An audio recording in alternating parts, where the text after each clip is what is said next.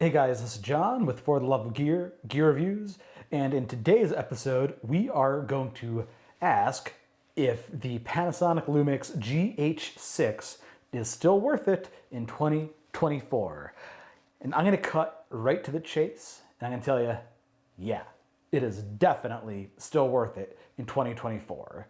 If you are just getting into videography and filmmaking and you are on a budget, there's not a lot of better cameras out there that provide you all the different features that the GH6 is going to bring you. No, it doesn't have the newest phase detect autofocus that Panasonic introduced in the Lumix S5 Mark II and S5 Mark II X. And also, it is incredible. But other than that, that's the only reason to not buy it. The autofocus still works exceptionally well. Why the GH6 is such a powerhouse is, first of all, right now, you can buy this. I just looked at the time of making this video on March 14th. B&H has an open box special, $1,200 for a new Lumix GH6. You pair that with a good lens, and you've got a really versatile camera that can not just be like a backup B camera. I mean, if you're looking to get into your main camera, to get into this as a career, this is really great. So let's just take a look at some of the things that make this camera so awesome. First of all, the form factor and the ergonomics of this camera are exceptional, and I actually prefer them to my full frame Lumix S5 II X. It's got a nice deep handle, and you actually will notice, so you've got on the front of this camera, you got 1, 2 function buttons, and then you've also got a record button on the front, which is really nice. And then you've got another record button on the top. And a feature that is on the GH6 that is not on the full frame brother, the S5 Mark II, you actually have a dedicated audio button, which I find just really nice for being able to just super quickly pull up your audio settings, change your gain, all of that. You can set that in the Q menu as well, but just having a dedicated button, hey, why not, right? So I don't know how they managed to fit more buttons on the smaller camera than they did on the full frame, but they did. The other thing that I really, really love with this camera is that, so you've got the flip out LCD, does that, but it also is a multi-angle, so you can flip it out like that, and it's actually got 2 levels. So you can flip out the one or flip it out to an even higher, sharper angle. And this is really nice for when you're doing those low down shots. This gives you a really, really great angle. So that's something that I really love. In terms of just the different codecs and everything. And I'm not going to go technical on this at all, but basically every single codec that you could possibly want to record, you can, and internally as well. So yes, you can record to an external USB disk, which is fantastic, and you can record to an external monitor. You can output 6K ProRes RAW and B-RAW to external monitors with this tiny little powerhouse of a camera. But the internal recording is possible thanks to got CF Express Type B card in there. So all of that can be done in camera, which is just so nice.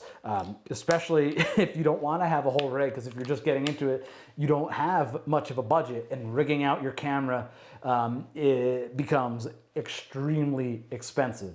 This way, you can just record everything onto an internal disk that is extremely nice. So some of the other things on here, I find the dial placement It's really, really nice, super easy to get to everything. Some people have complained that, oh, you can bump this, this back spinning dial. Yeah, you can bump it. That's gonna be a complaint with every camera. The nice thing is you've got a physical lock lever. Can you hear that? So if you are shooting and you're like, I absolutely cannot miss the shot, don't want to change anything, yeah, just go ahead and lock that, and then you're all good. You've got your full-size HDMI, USB-C, you got your headphone jack, and then a thing I do really like with the GH6 is that they separate the mic jack from the headphone jack. It's completely separate. So you can't accidentally plug in your microphone in the wrong area, which is great. On the other side of the camera, you've got the remote port. So that's really fantastic. You do also get a knock on the Micro Four Thirds sometimes is that you get lower dynamic range. Well, Panasonic has introduced a feature that they call Dynamic Range Boost. Now for this is going to increase your dynamic range, I believe by, don't quote me on this because I'm not positive, but at least one full stop.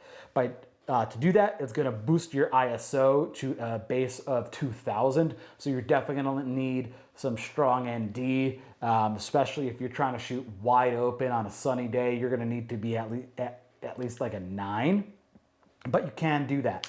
And a great thing is you can actually go ahead and map the dynamic range boost to, well, really any button that you like. But so on the top here, you've got your white balance button, the ISO button, and then an exposure comp button. If you're a videographer, you're not using exposure comp. Don't quote me on that. I don't think it's really an option on the video for these cameras. But anyway, I just map the dynamic range boost to that exposure comp button, and then I've got super simple access to that right off the bat. So I like that a whole lot. You can shoot. Everyone is clamoring for, oh, it doesn't have 4K 120. As if that's the frame rate you should always be shooting in. Or you have to shoot in to get cinematic B-roll. It's not true at all. But you do get 4K 120 uncropped on this camera. In fact, all of these slow motion settings on this camera are uncropped. Now compare that to a lot of the like budget-minded full-frame cameras like the Lumix S5 Mark II and Mark II X. To drop into 60 frames per second, you're windowing in on the sensor. So you're not shooting full frame anymore. You're shooting Super 35. So your 20 millimeter lens now in APS-C is like a 30 or like a 35. And so you are having to crop in on the sensor a little bit, not with this guy. So that is just really nice. So all that being said, I mean, for $1,200, let's recap what you can get. You're getting 6K internal recording. You're getting ProRes internal recording. You're getting 6K raw output to Blackmagic RAW or ProRes RAW. You're getting 4K 120. You're getting all intra codecs. You're getting almost every single codec that you could hope to use. You're getting an incredible vari-angle pivoting LCD screen. You're getting a weather-sealed body. You're getting a camera that's not going to overheat because it has fans on it. You're also getting the full-size HDMI port. You're getting these great ergonomics, 3 different recording buttons should you need, and it's all in a very small and compact form factor. But you can also get really nice glass for this camera. I've got it's a Leica like DG something, I don't know. But it's an 8-18 f2.8, really quality glass, really makes the images pop. This is just a great camera. And I think if you're just getting into the business, this is a really good tool. I also want to, I'm sorry, I'm jumping around a little bit. But just a note on the manual focus. So people love the new phase detect and the new Lumix cameras, and it is great. But when you are in a low light scenario or you're needing to do slow motion, there's certain times when you lose that great autofocus.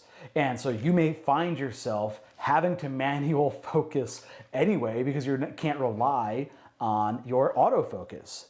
So in a situation like that, there is not any downside to this camera at all. In fact, I have pulled this camera out on a ton of different shoots because I needed to be sure that I was going to get the shot. So that's all I'll say about that. It's a wonderful tool for videography, for filmmaking. The vlog on here looks fantastic. You can't go wrong if you buy this camera, especially on an open box deal at $1,200. So that's my thought. Is the Lumix GH6 still worth it in 2024? Even when there's all these other incredible cameras out there? Yeah, it definitely is. Let me know what you think in the comments, and we'll see you on the next one.